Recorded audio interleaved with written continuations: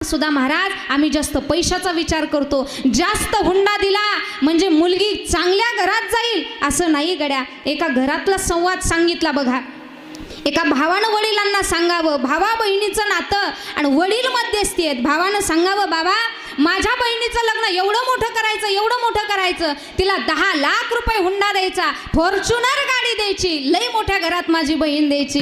बापाला सुद्धा आनंद वाटला, अरे माझ्या लेकाचे विचार चांगले आहेत, माझी मुलगी चांगल्या घरात देणार, मोठ्या घरात देणार। पण त्या मुलीनं एवढं महत्त्वाचं वाक्य तिच्या घरच्यांना पटवून दिलं महाराज। एक मुलगी आपल्या वडिलांना उत्तर देते, बाबा जास्त पैसे देऊन, जास्त हुंडा देऊन, वैष्णवी सारखा अत्याचार जर माझ्यावरती झाला तर तुम्ही काय कराल? महाराज मला मोठ्या घरात देण्यापेक्षा एखाद्या झोपडीवाल्याच्या घरात द्या, मोठ्या घरामध्ये एका नोकर माणसाची मोलकरीण म्हणून जगण्यापेक्षा